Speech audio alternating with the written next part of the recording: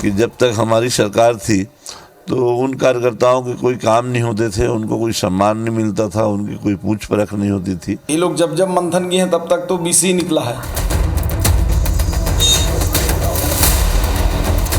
बीते 4 दिनों से कांग्रेस की फैक्ट फाइंडिंग कमेटी छत्तीसगढ़ में चुनाव में मिली हार की समीक्षा कर रही है। शुक्रवार को रायपुर, शनिवार को बिलासपुर, फिर सरगुजा संभाग के बाद आज दुर्ग संभाग की समीक्षा का दौर चला। इस दौरान कई कांग्रेसियों ने हार पर खुलकर अपना गुबार निकाला, लेकिन समीक्षा के इसी दौर के बीच एक गुमनाम पत्र ने पार्टी के भीतर हलचल बढ़ा दी। कांग्रेस अध्यक्ष मल्लिकार्जुन खड़गे के नाम से लिखे पत्र में 2024 में हार के लिए सीधे सीधे पूर्व सीएम भूपेश बघेल और उनकी कैबिनेट के मंत्रियों को जिम्मेदार बताया गया। पत्र में लिखा गया कि प्रदेश में हुई हार भूपेश बघेल के अहंकार की वजह से हुई। लेटर में डॉक्टर महंत, मोहम्मद अकबर, पूर्व गृह मंत्री ताम्रध्वज साहू पर भी निशाना साधा गया।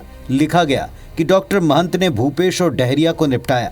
वहीं कांग्रेसी खेमे में जारी हार की समीक्षा पर मंत्री श्याम बिहारी जायसवाल ने तंज कसते हुए कहा कि कांग्रेस में मंथन से हमेशा ही विष निकला है, लेकिन वहां विष पीने वाला कोई नहीं।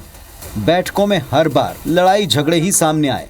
इधर कांग्रेस के वरिष्ठ नेता समीक्षा को सही मानते हैं, लेकिन इसकी टाइमिंग पर सवाल उठा रहे हैं। पूर्व पीसीसी चीफ धनेंद्र साहू ने कहा, अगर ये समीक्षा विधानसभा हार के बाद हुई होती, गलतियां सुधारी गई होती, तो नेता और कार्यकर्ता हताश न होते। अब देखिए, इनका समुद्र मंथन चल रहा है। ये लोग जब जब मंथन किए हैं तब तक तो बीसी निकला है। अब वो बीस को पीने वाला इनके पास अब कोई रहे तो ठीक है। शासन और सत्ता का जो तालमेल न होना, इस विषय को लेकर के ज़्यादा लोगों ने बातें रखी और कार्यकर्ताओं में हताशा निराशा की बातें भी लोगों ने रखी कि जब तक हमारी सरकार थी तो उन कार्यकर्ताओं के कोई काम नहीं होते थे, उनको कोई सम्मान नहीं मिलता था, उनकी कोई पूछ परख नहीं होती थी। इस तरह की ज़्यादा शिकायतें प्राप्त होने की जानकारी मिली है। देखिए, कुछ कमियां अगर कहीं रही होगी और कार्यकर्ताओं में कोई नाराजगी रही होगी, वो खुल के आना चाहिए, ये हम भी चाहते हैं।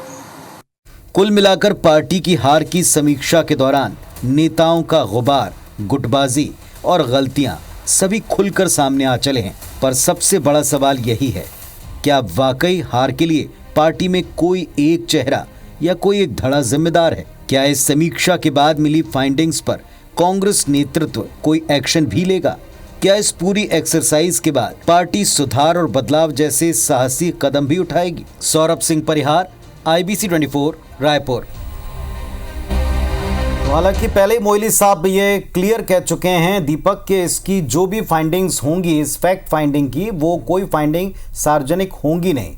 पर दरअसल ये प्रदेश कांग्रेस पार्टी के भीतर जितनी भी फाइंडिंग्स या अपनी तरफ से गुबार कह लें, शिकायतें कह लें, बताई गई, ये सब छनकर बाहर आ गई और इन सब के मुताबिक 4-5 बड़े कारण बताए गए। नेताओं का आपस में गुटबाजी करके एक दूसरे को हराना गंभीर आरोप है। किसी नेता के अहंकार की वजह से हार हुई, शीर्ष पदों पर बैठे ही नेताओं पर सीधे निशाना था, ये गंभीर बात है। तीसरी बात कि सत्ता और संगठन के बीच बड़ी दूरी और तालमेल का अभाव रहा, ये भी बड़ी गंभीर बात है। और नेतृत्व के ऊपर सवाल जो उठाए गए, क्या ऐसा माना जाए कि कोई परिवर्तन होगा इस फैक्ट फाइंडिंग कमेटी के बाद में, या फिर पर्दा डालकर केवल गुबार निकालने का एक क्रम था, ये बस इतने तक सीमित हो गया, ये देखा जाएगा।